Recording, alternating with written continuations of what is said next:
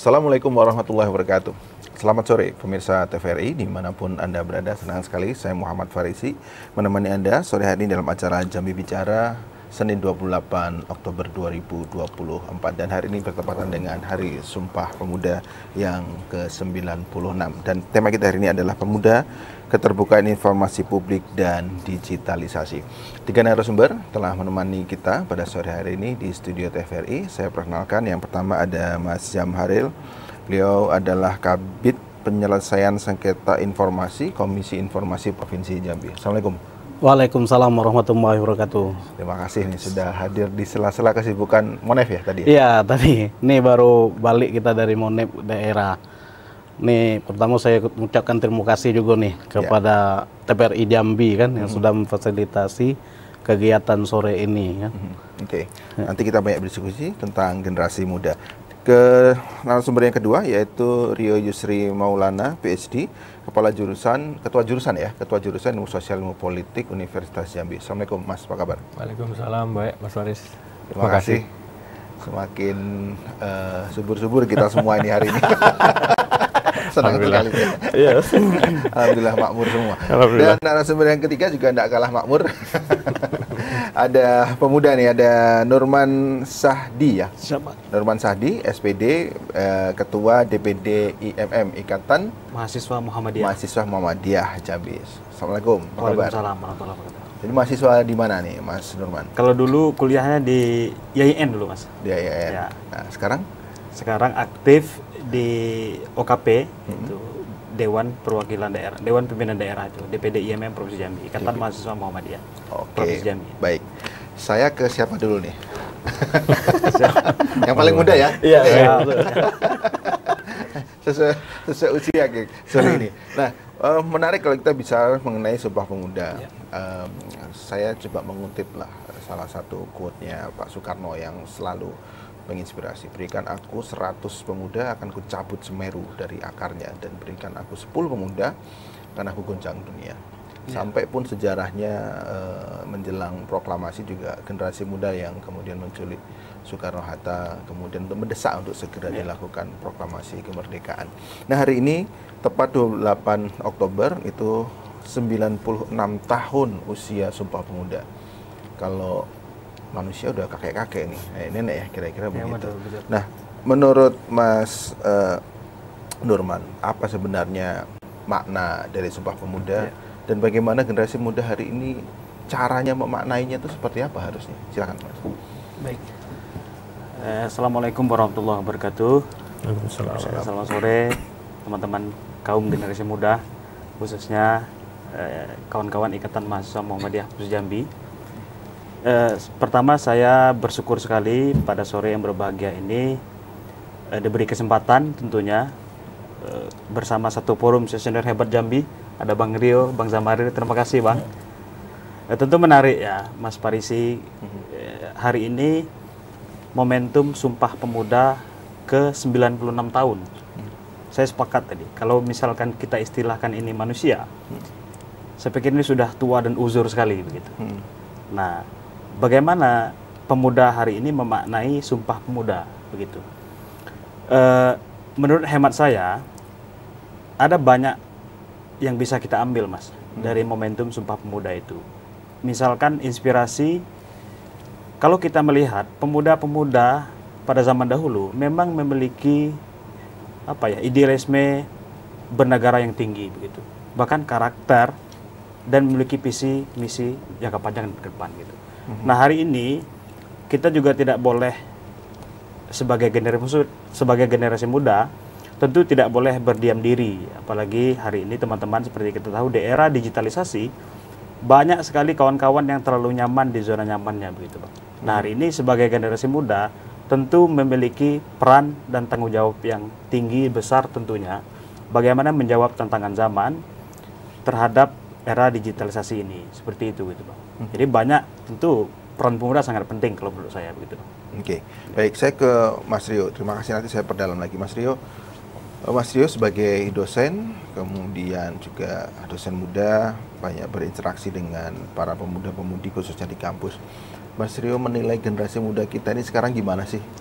Apakah aware dengan apa itu Sumpah Pemuda, paham dengan Sumpah Pemuda, atau bagaimana sebenarnya karakternya? Kalau dilihat mereka apakah dengan adanya digitalisasi ini terlena dengan permainan-permainan, misalnya main games dan lain sebagainya, atau lebih banyak juga sebenarnya mahasiswa-mahasiswa yang masih idealis, berpikir visioner, kemudian berpikir tentang kenegaraan, mengkritisi kayaknya kalau di Unja hanya anak-anak visipol itu yang saya lihat ya, mayoritas ya. Tapi apakah semua anak visipol seperti itu?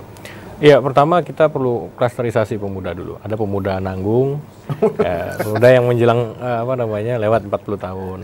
Ada pemuda yang memang pada masa memang sekarang dia lagi catch on sama dunia kerja, early 25 to 40 lah ya, 30. Ada yang memang millennials, ada juga yang Gen Z gitu kan. Nah, itu semua punya karakter masing-masing. Nah, kalau hari ini misalnya kalau kita hadapkan dengan kondisi kampus, majority mereka adalah Gen Z yang lahir di 2000-an gitu kan. Memang kalau kita mau memahami misalnya Sumpah Pemuda hari ini saja kita tanya ke mahasiswa yang lagi di kelas. Tanggal aja suka lupa mereka. Tanggal berapa ya hari ini gitu ya. Nggak make sense bagi anak muda sekarang itu untuk mengingat seremoni-seremoni itu. Karena apa? Karena distraksinya terlalu besar. Distraksi tentang insecurity-nya. Karena pemuda hari ini memang banyak yang insecure karena satu, akses informasi yang mereka terima terlalu luas misalnya. Ini ada kaitannya. Karena terlalu banyaknya konsumsi informasi yang tidak terfilter membuat mereka insecure. Nah, ini karakter sekali Gen Z nih. Di aspek digital misalnya kayak kita lihat sekarang pengaruh penggiringan opini terhadap generasi muda khususnya yang tadi di early 20s itu sangat kencang di media sosial, penggunaan TikTok dan lain-lain itu. Itu dengan gampang digunakan oleh alat kekuasaan. Contoh yang terbaru sekali adalah darurat yang lalu ya, darurat terkait dengan isu oligarki dan seterusnya. Padahal isunya sangat elitis gitu. Tapi menjadi eskalasi besar. Kenapa? Karena giringan media sosial. Artinya apa? Pemuda hari ini dengan karakter di mana dia lahir dan di mana dia hari ini juga menentukan karakternya ke depan. Tapi kita harus bangun tetap narasi optimisme gitu ya. Narasi optimis bahwa 2045 kita sebagai negara yang akan menjadi Indonesia emas gitu. Potensinya tinggal di turnover kalau menurut saya. Tinggal bagaimana mereka disalurkan pada aspek yang lebih positif. Konkretnya bagaimana? Ya, kampus misalnya saya di kampus tentu memberi ruang mereka hand in hand dengan mereka, nggak bisa lagi pakai satu arah, harus bersama-sama kolaborasi. Bahwa dengan begitu mereka akan terlibat. Dengan begitu mereka punya antusiasme lebih untuk kemudian mencari tahu jati dirinya gitu. Jadi tantangan pemuda kita luar biasa kompleks kalau menurut saya. Gitu. Oke, baik. Nanti saya berdalam lagi ya, Mas Rio ya. Saya ke Mas Jamharil. Mas Jamharil, terkait dengan keterbukaan informasi publik dan digitalisasi, apa yang diharapkan sebenarnya dari tema ini? Tentang pemuda dan keterbukaan informasi publik, karena Mas Jamharil kan ada di Komisi Informasi Provinsi Jambi ya. Nah, apa yang diharapkan, apa keterkaitan sebenarnya keterbukaan informasi publik dengan generasi muda khususnya di momen Sumpah Pemuda ini? Baik, terima kasih Mas Farizi. Jadi terkaitan pemuda, keterbukaan informasi publik dan digitalisasi. Pemuda ini adalah seseorang yang sangat agresif dengan informasi-informasi yang berada di media sosial. Ya kan, di era digitalisasi ini gimana pemuda itu yang selalu adaptif atau menyesuaikan diri, pemahaman dia tentang digitalisasi ini banyak sekali sudah memahami tentang digitalisasi. Jadi pemuda ini sebenarnya sebagai pelopor atau dia bisa menyampaikan informasi-informasi yang akurat, informasi yang tidak menyesatkan di media sosial. Ini yang kita harapkan kepada pemuda-pemuda. Dan juga pemerintah sebagai yang mengeluarkan akses informasi juga menyampaikan informasi yang akurat, benar dan tidak menyesatkan. Dan juga pemuda kita harapkan sebagai fasilitator bagi masyarakat. Jadi masyarakat kan banyak juga yang tidak paham dengan keadaan kemajuan digitalisasi sekarang ini. Banyak platform-platform media sosial, baik itu Facebook, baik yang lainnya atau website. Ini kan informasi kan tidak terjangkau kepada masyarakat. Jadi disinilah sebenarnya fungsi dan tugas sebagai pemuda. Karena semangat pemuda ini yang disampaikan oleh Mas Farizi tadi, sebagaimana kutipan dari sang proklamator kita atau presiden yang pertama itu, berikan saya 10 pemuda, bersama saya akan menguncangkan dunia. Artinya semangat pemuda ini sangat menggebu-gebu. Apalagi dalam bidang informasi, karena sekarang kemajuan teknologi, baru bangun tidur, itu biasanya pemuda tuh lihatnya HP. Oke, Mas Jamaril, ya. kalau Mas sampaikan tadi harapannya adalah pemuda menjadi bagian untuk menyebarkan informasi yang baik. Nah, tapi faktanya apakah demikian memang? Artinya kan yang saya dengar, yang saya baca, literasi digitalnya rendah nih generasi muda. Nah, apakah kemudian harapan tadi akan sama dengan fakta yang di lapangan? Ya, tapi nanti menjawabnya kita sudah dulu. Pemirsa jangan kemana-mana, tetap di Jambi Bicara.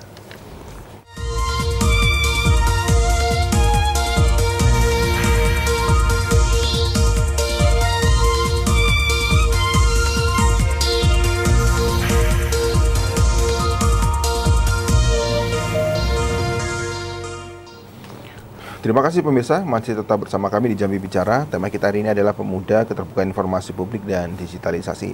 Saya bersama Mas Jamharil dari Komisi Informasi Provinsi Jambi. Terkait dengan pemuda tadi Mas Jamharil, faktanya yang diharapkan adalah pemuda menjadi bagian dari bahasanya mungkin influencer yang kemudian menyebarkan informasi-informasi baik yang bukan hoax kepada masyarakat. Tapi apa faktanya pemuda kita seperti itu kondisinya? Ya, kalau menurut kita, mungkin faktanya belum sampai seperti itu, belum maksimal. Tapi harapan kita kan, pemuda-pemuda yang sekarang yang lebih dekat dengan media sosial, lebih memahami media sosial, harapan kita seperti itu kan, harapan kita. Jadi pemuda itu sebagai pelopor untuk menyampaikan informasi kepada masyarakat. Juga pemuda ini kan karena dia agresif dengan informasi-informasi yang baru, ya kan? Kan banyak di media-media sosial informasi-informasi yang baru. Walaupun informasi tersebut belum benar, belum tentu benarnya. Maka dari itu kita harapkan pada pemuda itu dapat men-sharing setiap informasi yang masuk itu. Atau Komisi Informasi punya apa misalnya komunitas atau apa pemuda seperti itu yang menjadi bagian dari Komisi Informasi yang kemudian bisa menyampaikan berita-berita baik.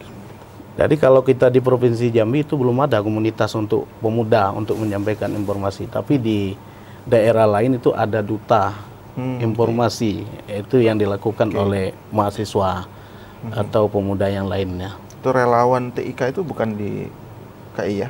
Bukan, kalau relawan TIK itu kan berada di Dinas Kominfo itu. Oh, Dinas Kominfo. Dinas Kominfo. Oke, baik. Saya ke Mas Rio. Mas Rio, tentunya yang harus sesuai tema kita hari ini, yang harus didigitalisasi tentu bukan hanya generasi muda yang punya mindset, tapi pemerintahnya juga kalau mau anak mudanya melek digital, pemerintahannya dulu harus melek digital, gitu Mas ya. Nah, yang pemerintahan ini mayoritas tua-tua nih. Gimana Mas Rio? Mas Rio yang expert di situ, ahli di situ, apakah pemerintahan kita itu sudah mindsetnya sudah digital, kemudian menginfluence pemuda-pemuda untuk mau juga ikut terlibat dalam digitalisasi, Mas Rio? Iya, saya mulai dari digital talent dulu nih. Ini istilah yang sangat lekat sama bagaimana menghubungkan pemuda dengan pemerintah begitu. Nah, kalau di Jawa Barat, misalnya di DKI Jakarta, mereka punya digital talent hub yang luar biasa gitu, Mas. Artinya bagaimana pemuda itu inbound terlibat dalam strategi digitalisasi pemerintah, tapi dibayar layak gitu oleh pemerintah daerah untuk kemudian mengelola sistem informasi pemerintahan. Misalnya kayak di Jawa Barat mereka punya Jabar Digital Service, kemudian Jakarta punya Jaki, itu Jakarta Smart City. Jambi punya dong? Kota Jambi, ada, provinsi ada? No, kita belum punya unit khusus yang mengelola transformasi digital. Kita masih di bawah Dinas Kominfo. Tapi tidak ada unit khusus yang mengelola digitalisasi atau transformasi digital. Nah, biasanya itu diberikan kepada anak muda dan itu konkret. Kenapa konkret? Karena dia statusnya bisa diangkat oleh pemerintah dengan perjanjian kerja, tapi dengan standar yang diafirmasi dengan kualitas atau supervisi kerja mereka. Karena banyak sekali talenta-talenta digital kita, misalnya di kota Jambi atau di provinsi Jambi, mereka yang memiliki passion untuk bisa terlibat. Contohnya apa Mas kalau yang di kota-kota lain? Yang kemudian bisa diadopsi di kota Jambi maupun di provinsi dan kabupaten kota lainnya? Contohnya itu misalnya di Bandung misalnya, dimulai oleh Ridwan Kamil. Kang Emil itu memulai ada yang namanya sekarang yang sampai sekarang masih berjalan itu adalah coding camp. Jadi bagaimana pemerintah kota waktu itu mengumpulkan pemuda-pemuda mulai dari SMK sampai dengan fresh graduate gitu ya, untuk kemudian dikumpulkan belajar coding. Baik yang mereka punya basic, SMK-nya mungkin di TI dan seterusnya, dikumpulkan, diajarkan, datangkan expertise dari startup misalnya Gojek, Tokopedia segala macam, diajarin tuh. Nanti mereka akan dimagangkan di pemerintah daerah sebagai pengelola sistem informasi. Nah, mereka akan jadi mentor nanti ke depannya kepada aparatur sipil negara yang tadi diajarkan secara terpaksa gitu. Karena kuncinya nggak mungkin dipegang sama PTT atau pegawai tidak tetap kan. Nah, sekarang memang kalau memungkinkan, kemarin saya sudah datang ke Pemprov, mereka sudah punya yang namanya Jambi Digital and Analytics Center tuh, tapi baru ruangannya aja, mohon maaf ini mungkin Pak PJ Gub. Tapi waktu saya sama profesor saya kunjungan ke sana kemarin dari Slovenia, beliau kaget, kenapa tidak sistemnya dulu yang disiapin, baru infrastrukturnya. Kalau infrastruktur itu bisa nilainya bisa turun dalam 5 tahun, misalnya gitu ya. Kalau sistemnya jalan dulu, infrastrukturnya bisa catch up. Jadi sesegera mungkin nih Pemprov terutama sebagai lini sektor lah untuk kemudian mengangkat itu. Makanya tadi kita bilang mulai dulu dari digital talentnya, mengklasterisasi bagaimana menarik anak-anak muda luar biasa ini untuk terlibat gitu. Oke, baik. Saya ke Mas Nurman lagi. Mas Nurman, tema kita hari ini adalah tema apa namanya? Hari Sumpah Pemuda tahun 2024 adalah Maju Bersama Indonesia Raya. Nah, ini ada beberapa subtema nih. Saya ingin membahasnya tentang yang generasi muda yang produktif. Kalau kita bicara produktif, generasi muda produktifnya harusnya bagaimana? Yang banyak, yang sering kita dengar misalnya ya, kalau yang negatif ya ada kaum rebahan. Yang suka scroll HP gitu, artinya hampir kesehariannya sibuk dengan gadgetnya tapi tidak terlalu positif kegiatannya. Nah, kalau kita bicara pemuda produktif, harusnya yang seperti apa produktifnya? Ya, kalau menurut hemat saya begini Mas Parisia. Jadi memang kalau kita ingin melihat perbandingan Gen Z sama generasi sebelum atau setelahnya, memang mereka hidup di zamannya masing-masing gitu. Tapi ada satu hal yang penting kalau menurut saya Mas, bahwa akar pondasi berbangsa dan bernegara itu bagaimana penguatan dan nilai religiusitas. Nilai-nilai? Religiusitas, keagamaan ya. Oke. Kemudian intelektualitas dan humanitas. Saya pikir 3 poin itu cukup sebagai basic awal. Oke, sebentar. Religius, humanitas, intelektualitas begitu. Yang nomor 2 intelektual dulu atau human dulu? Intelektual, sorry. Intelektual dulu baru human. Oke, kita bahas satu-satu gimana maksudnya. Ya, jadi hari ini memang kalau kita mau fair gitu Mas, saya juga mungkin mengalami hal yang sama gitu. Lebih nggak, kalau misalkan tidak ada kegiatan itu banyak rebahan diri begitu. Tapi yaitu tantangan yang harus kita jawab hari ini, bahwa memang sebagai generasi muda yang memang dibebankan tanggung jawab yang besar begitu. Apalagi hari ini berbicara Sumpah Pemuda begitu. Pemuda terdahulu itu yang saya ketahui bahwa memang pemuda yang mementingkan kepentingan negara di atas kepentingan diri sendiri. Nah, artinya bagaimana hari ini gerakan-gerakan teman-teman pemuda hari ini fokus pada penguatan dunia literasi, saya pikir begitu. Literasi tentang ilmu pengetahuan, kemudian memperkuat gerakan-gerakan sosial agar tidak asosial. Saya pikir hal-hal itu bisa dilakukan oleh teman-teman hari ini agar kita menjadi generasi muda yang tidak terlalu apatis. Oke, yang pertama tadi kan religiusitas gitu. Nah, itu kondisinya gimana yang Mas Nurman tangkap? Apakah generasi muda kita kurang religius hari ini? Saya ada menemukan beberapa persoalan, Mas. Misalkan begini, ada pemuda hari ini, anak-anak muda khususnya teman-teman mahasiswa, jangankan perhatian terhadap isu-isu daerah, bahkan terhadap keluarga, orang tua sendiri mereka terkesan membangkang. Nah, saya pikir pendekatan keagamaan dalam hal ini bagaimana mengisi tentang pedoman anak terhadap bakti kepada orang tua. Nah, hal-hal itu juga tidak boleh lepas dari generasi muda hari ini. Pun pendekatan sebagai umat yang beragama tentunya teman-teman tidak boleh jauh dan meninggalkan itu semua. Nah, gerakan-gerakan itu harus tetap dilakukan. Saya pikir begitu, Mas Faris. Oke. Ya. Baik, saya ke Mas Zamharil lagi. Mas Zamharil, terkait dengan keterbukaan informasi publik. Keterbukaan informasi publik ini sebenarnya apa, Mas? Mungkin ada banyak juga nih pemuda yang nonton dan dia tidak tahu nih maksudnya keterbukaan informasi publik ini apa, dan bagaimana seharusnya pemuda bergerak di wilayah keterbukaan informasi publik tadi. Baik, terima kasih Mas Farizi. Keterbukaan informasi publik ini lahirnya itu dengan Undang-Undang Nomor 14 Tahun 2008. Ini sesuai dengan landasan konstitusi kita, yaitu pasal 28F tentang setiap orang berhak mengakses informasi untuk pengembangan diri dan komunitas sosialnya.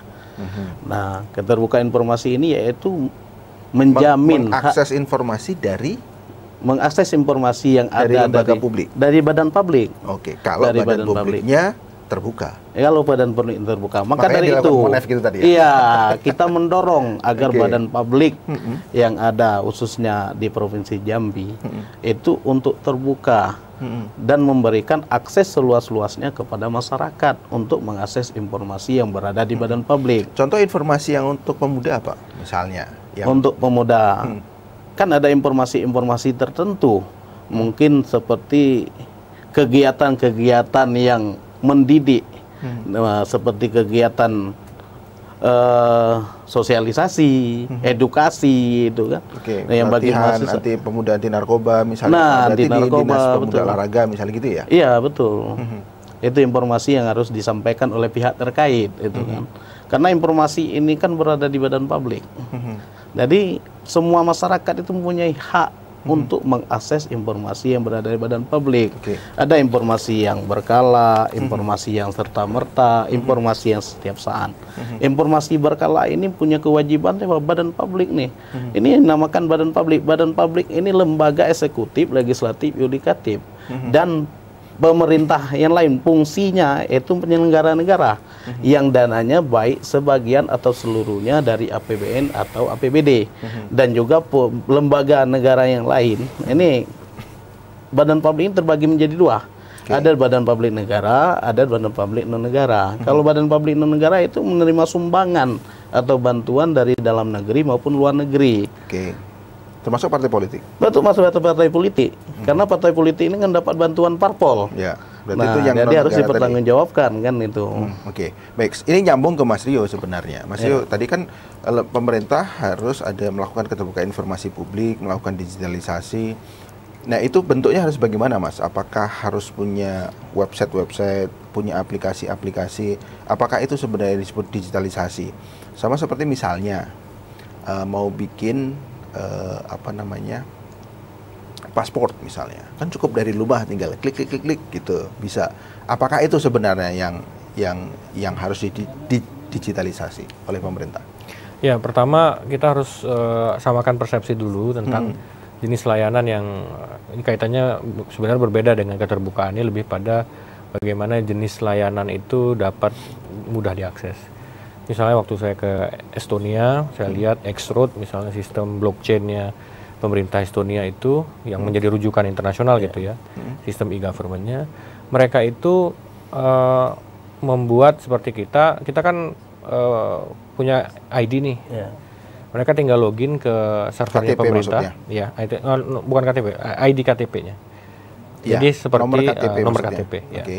Nomor KTP itu kemudian login di akun pemerintah, kayak kita di Unjam misalnya punya Siakat gitu ya, login. Nah, dari situ dia login, dia bisa mengakses seluruh informasi. Dia kalau mau request informasi dia tinggal request kebutuhannya apa. Dia mau request layanan tinggal request layanan. Contohnya apa, Mas? Request informasi, request layanan itu apa? Misalnya, Saya pengen tahu nih. nah, kita kalau kita nih misalnya kita mau mengurusi pajak kendaraan bermotor. Oke. Bayar pajak ya. bayar pajak gitu ya. Dan dengan sistem X-Road tadi dengan blockchain, Samsat kepolisian itu connect dengan akun kita, dia akan tinggal muncul semua jenis tanggungan kita. Tagihan Di situ kita. tinggal klik, maka tinggal bayar, kita nggak perlu kemana-mana lagi. Maka yang paling penting sekali adalah interoperability. Nah, interoperability ini adalah penggabungan seluruh database. Apa istilahnya Mas? Single identity. Ya, single ID, ya, single ID. Tapi kita belum punya seperti itu. Ya? Kita belum punya, baru dikembangkan ya. Peraturan pemerintah yang terbaru terkait dengan GovTech itu mencoba mengatur. Nah, sekarang transformasi digital itu di bawah Peruri, bayangkan. Bukan lagi lembaga negara, tapi Peruri, BUMN. Karena Peruri lah yang punya layer proteksi terhadap keamanan data paling baik di Indonesia. Bukan Kominfo, bukan kementerian lagi, tapi Peruri. Maka Peruri sekarang ditunjuk pemerintah sebagai leading sektor untuk pengelolaan transformasi digital. Yang kemarin sempat jebol itu? Enggak, Peruri Beda tidak lagi? termasuk. Nah, PDN itu kan dikelola oleh Kominfo, itu yang menjadi masalah, termasuk Badan Siber Nasional. Nah, sekarang GovTech ini, PP baru, itu mengatur tentang, kalau dulu kan hanya SPBE di bawah Menpan RB. Sekarang ada PP GovTech namanya. Nah, itu mengatur tentang interoperability, tentang keterpaduan data yang sekarang itu ada di kepolisian, ada di Dukcapil, Kemendagri, ada di imigrasi misalnya. Sekarang kalau bisa di X-Road. X-Road itu adalah bagaimana X lah ya, persinggungan antar informasi. Nah, kaitan dengan yang saya sampaikan tadi, dengan kita mengakses akun itu, pemerintah kalau menggunakan data kita, dia akan muncul di histori kita. Dinas Kesehatan Kota Jambi mengakses informasi Anda terkait dengan umur untuk keperluan ini. Nah, itu di Estonia terjadi, Oh, di jadi kita Denmark bisa terjadi. lihat ya? Maka ada keterbukaan informasi publik bahwa pemerintah bertanggung jawab menggunakan data kita.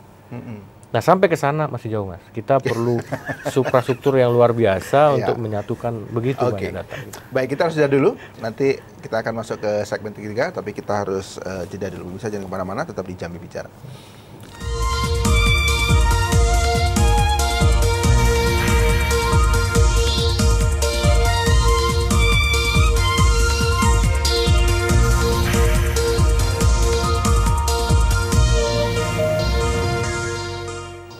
Terima kasih pemirsa, tetap bersama kami di Jambi Bicara dengan tema Pemuda Keterbukaan Informasi Publik dan Digitalisasi dalam rangka Hari Sumpah Pemuda ke-96. Dan di segmen ini kami mengundang Anda untuk berdialog bersama kami di line telepon 0741 66385 atau nomor telepon yang ada di layar televisi Anda. Baik, saya sapa dulu para penelpon. Assalamualaikum, selamat sore.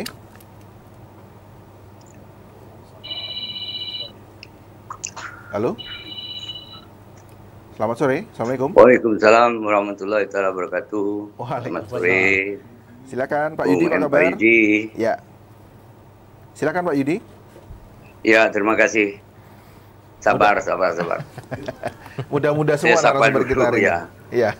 Bapak-bapak narasumber yang berada di studio TVRI pada sore ini yang kayaknya segar-segar kalau saya lihat. Mukanya berseri ya. Dan mohon maaf saya tidak bisa menyebutkan satu persatu namanya karena waktu. Ya. Nah, sebentar lagi saya diputusnya nih. Saya sering diputus saya, padahal belum 60 detik. Silakan, Tolong Pak jangan Yudi. diputus maksud saya. Jadi judul kita sore hari ini, Bapak narasumber yang saya hormati, ya memang untuk menjawab tantangan bonus demografi 2045 Indonesia Emas dicanangkan oleh Presiden kita yang terpilih Prabowo Gibran ini ya negara maju, iya kan? Ya. Tapi kita tidak tertarik membicarakan itu khusus di Jambi. Ini kita bicarakan Kang Emil yang sudah berhasil kan itu. Nah kalau dalam konteksnya judul ini keterbukaan informasi publik dihubungkan dengan digital, persiapan untuk pemuda 2045 menjadi negara maju. Coba bayangkan, keterbukaan informasi publik itu sudah tahun 2014, tahun 2008 ya sudah kan, 2014 2008, udah lama. Nah, tadi dijelaskan pasal 28 itu kan tentang ada hak publik di situ, hak penyelenggara publik. Juga sebaliknya ada hak publik untuk menerima itu. Nah, seperti Kang Emil itu kan udah dijalankannya tuh. Ya kan? Artinya kita bedah dulu provinsi ini. Saya pernah membedah 3 tahun yang lalu. IT-nya yang ada di Provinsi Jambi, kantor gubernur itu 20 tahun ketinggalan sampai hari ini. Nah, coba. Nah, kita bicara masalah infrastruktur dulu. Satu SKPD itu untuk memberikan informasi publik, servernya aja 3,5 miliar. Tanyalah, bukalah di Google. Kali berapa SKPD, belum jaringan internet dan lain sebagainya. Bagaimana dia bisa membuat teori Muslu itu, planning untuk pemuda, organizing ada penda, actuating and controllingnya. Di Jambi nol, tidak ada. Ya pemuda-pemuda lah. Itu tetap aja dia mager aja, susah nyari kerja. Karena tidak diberikan wadah. Ya kan itu intinya. Nah pemuda ini sampai hari ini didigitalisasi istilahnya kan, pemuda digitalisasi itu prinsipnya mereka itu tidak mau formal gitu nah. Maunya informal. Itulah tadi digitalisasi tidak formal, tidak mau formal ya. Informal aja dia maunya. Itu zamannya, makanya kita yang tua-tua ini menyesuaikan gitu nah. Nggak bisa berotoriter kita tidak bisa. Jadi itu kendala di Jambi. Bayangkan tadi kan sudah ada angka-angka untuk membangun jaringan infrastrukturnya. Nggak mampu, tapi Kang Emil mampu membuat wadah, ada petani milenial berhasil, koperasi milenial berhasil, ya karena dia mampu menciptakan infrastrukturnya. Baik. Dan membuat satu lembaga khusus untuk mempersiapkan pemuda itu, bahkan diikutsertakannya pemerintah untuk menjadi tutor dan sebagainya. Nah jawabannya, bagaimana dengan Jambi? Baik. Ya saya jawab hari ini nol, tidak ada. Saya rasa itu saja, mudah-mudahan ini merupakan PR bagi Provinsi Jambi untuk supaya visinya sama dengan pusat, bahwasanya untuk menciptakan manusia untuk persiapan ke 2045 negara maju. Ya. Terima kasih. Mohon maaf apabila topik pada. Wassalamualaikum warahmatullahi wabarakatuh. Waalaikumsalam. Terima kasih Pak Yudi, selalu memberikan pandangan-pandangan, khususnya malah pandangannya untuk generasi muda. Meskipun Pak Yudi sudah tidak muda lagi, tapi masih aware gitu loh. Saya ke Mas Nurman dulu. Mas Nurman, kita juga sebenarnya sedang pilkada, gitu ya. Pernah nggak mendengar gitu ya visi, misi atau bahkan program dari kedua kandidat calon gubernur kita? Jangan-jangan yang disampaikan Pak Yudi tadi nanti artinya saat ini kurang peduli lah, kira-kira begitu. Nah, kedepannya akan seperti apa? Harapannya gimana? Ya, kalau saya berharap teman-teman muda hari ini betul-betul sadar terhadap situasi politik begitu. Karena memang itu sesuatu yang sangat penting yang harus diikuti oleh teman-teman muda hari ini begitu. Jangan sampai kawan-kawan, teman-teman pemuda ini abai terhadap politik. Nah, kebutaan yang paling berbahaya itu salah satunya adalah buta politik. Kita harus sadar bahwa kebijakan yang langsung berhadapan dengan kehidupan kita sehari-hari dimulai dari kebijakan politik. Nah, tentu saya berharap teman-teman pemuda ikut andil lah. Bagaimana kayaknya IMM yang perlu ngundang para calon tuh. Siap. Iya kan? Sudah atau belum? Kalau kita Muhammadiyahnya sudah, Mas. 1 minggu yang lalu, karena sistemnya di Muhammadiyah itu, jadi Muhammadiyah mengundang, kami semua dilibatkan sebagai untuk hadir nanti diskusi sama calon-calonnya. Itu sudah. Dua-duanya hadir? Dua-duanya hadir. Oke. Alhamdulillah. Nah, apa yang ditangkap dari dua-duanya? Apakah ada program khusus untuk generasi muda? Ya, kalau saya melihat ya sama lah, Mas. Maksudnya sama begini. Kebanyakan dari ya lebih ke bagaimana menonjolkan popularitas, tapi bagaimana persoalan-persoalan yang menurut hemat kami ya sebagai muda misalkan, apalagi konteksnya era digitalisasi, harus kita akui bahwa memang ada teman-teman di daerah terpencil itu yang tidak bisa mengakses informasi secara baik, secara cepat gitu. Nah, tentu kalau berbicara harapan, kami berharap bagaimana nanti kepala daerah terpilih itu menyusun program kerja, betul-betul melihat persoalan yang terjadi di tengah masyarakat. Maksudnya Dalam waktu konteks- ketemu kemarin udah ditanyakan belum itu? Ada. Nampak enggak gitu? Ya kalau jawaban itu pasti ada lah. Ya maksudnya kalau ditanya waktu pertemuan itu mereka pasti jawab ada, nanti kita akan bangun ini itu. Saya pikir Mas Farisi lebih tahu dari saya itu. Oke, baik kalau begitu. Mas Rio, ditanggapi dari Pak Yudi tadi. Kayaknya Bandung berhasil. Mas Rio sudah ada compare pembandingan kemarin. Apa Mas Rio yang harus dilakukan? Mungkin bisa didengar ini para kandidat kita juga supaya aware terhadap digitalisasi, baik itu dari segi pemerintahannya maupun untuk generasi muda, Mas Rio. Ya, pertama saya nggak dengar itu di debat kemarin. Jadi Mungkin temanya belum ya. Ya, artinya ketiga nanti ada. Ya, artinya mudah-mudahan nanti disinggung secara lebih teknikal karena pertama pemerintahan yang tertinggal transformasi digitalnya akan 2 kali lebih ketinggalan. Tadi katanya Pak Yudi 20 tahun, benar nggak itu? Ya, saya belum bisa konfirmasi, tapi arah ke sana saya pikir mau tidak mau kita harus gerak ke peremajaan infrastruktur. Tapi yang saya berbeda pandangan dengan Pak Yudi adalah tadi bahwa kalau kita kejar dulu dari aspek anggaran untuk mengadakan infrastruktur, tapi kita belum siap untuk kemudian menjalankan itu, saya pikir juga tidak tepat. Jadi memang memulai transformasi digital itu kalau yang saya pelajari dari apa yang dilakukan Ridwan Kamil oleh Pak Ahok dan Pak Anies di Jakarta misalnya gitu, mereka memulai dulu dari investasi terhadap generasi muda. The starting point is bagaimana mereka menyiapkan generasi muda itu untuk adaptif terhadap pemerintahan dulu, bisa menjadi supporting system, menganalisis apa yang terjadi pada level bagaimana menyediakan layanan-layanan publik berbasis digital misalnya gitu, baru kemudian kita akan libatkan stakeholder lain untuk kemudian membantu kita. Keunggulan misalnya Ridwan Kamil di Jawa Barat, di Jakarta misalnya Ahok lewat Jaklingko itu adalah kolaborasi. Jadi kolaborasi dengan misalnya dengan perusahaan multinasional kayak Telkom. Kalau mungkin Jawa Barat kasus berbeda dengan Jambi karena kita tidak punya perusahaan multinasional di bidang IT misalnya.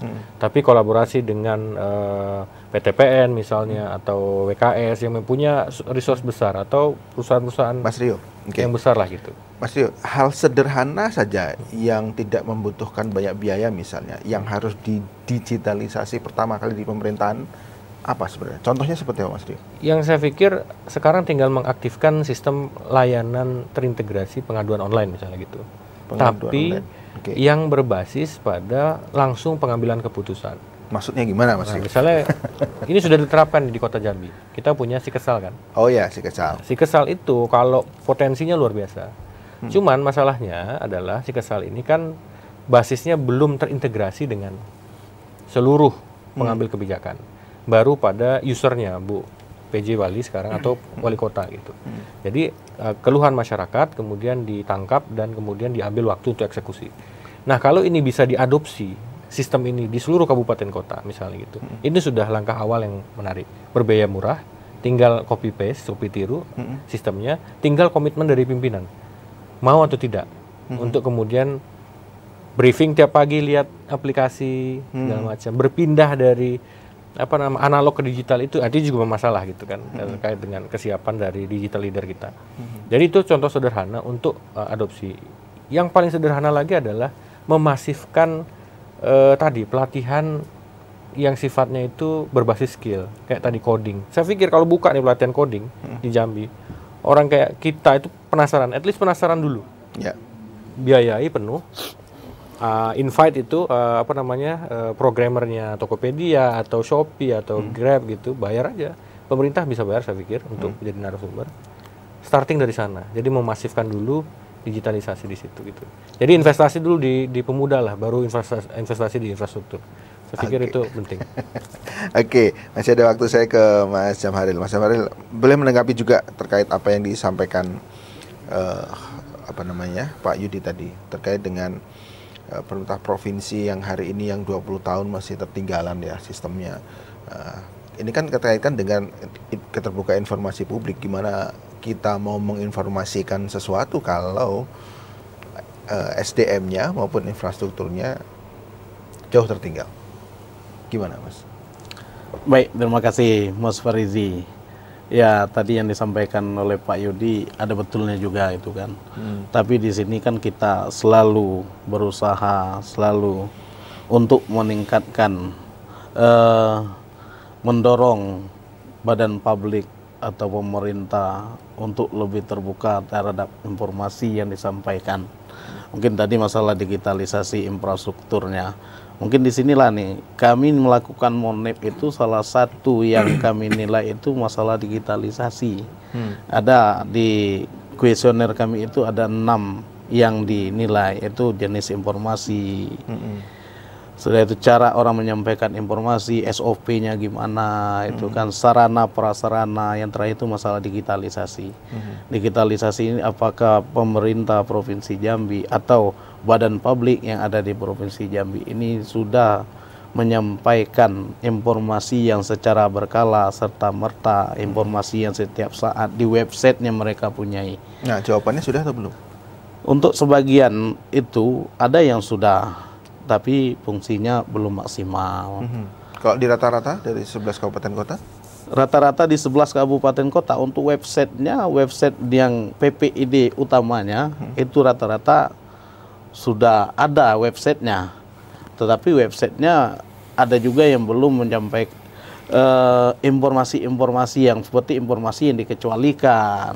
Itu belum ada daftarnya, atau daftar informasi publik yang boleh diakses oleh masyarakat. Dari tugas kami dari Komisi Informasi itu selalu mendorong agar badan publik itu dapat menyampaikan informasi itu melewati saluran yang tersedia, itu website tadi. Masalahnya atau Mas Jamaril, mendorong dan tidak ada sanksinya. Saya pikir memang harus direvisi undang-undangnya, sehingga ada konsekuensinya, bisa menggigit gitu ya. Kalau hanya mendorong, saya pikir didorong-dorong terus gitu kan. Iya, betul. Tapi tidak usah ditanggapi, kita sudah dulu. Kita jangan kemana-mana, tetap di Jambi Bicara.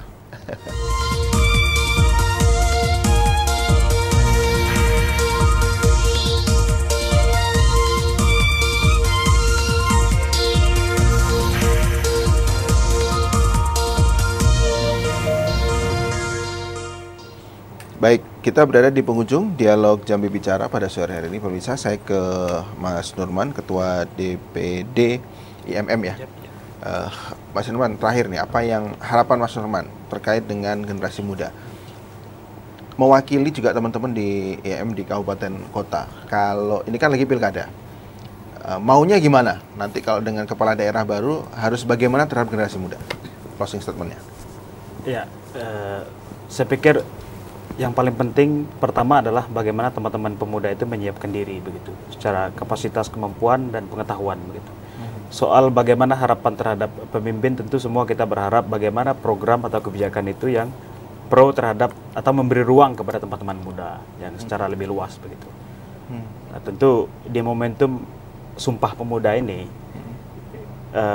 kami di Ikatan Mahasiswa Muhammadiyah terus melakukan upaya bagaimana penguatan literasi, karena kami berkeyakinan bahwa 10 pemuda yang dipinta oleh Soekarno itu adalah pemuda yang betul-betul bisa mementingkan kepentingan negara di atas kepentingan sendiri, kemudian di atas kepentingan kelompoknya begitu. Nah, itu yang kami berharap, tentu ini konteksnya pilkada, kami berharap bagaimana pemuda sebagai pewaris peradaban bangsa itu bisa diberikan ruang oleh nanti kepala daerah terpilih.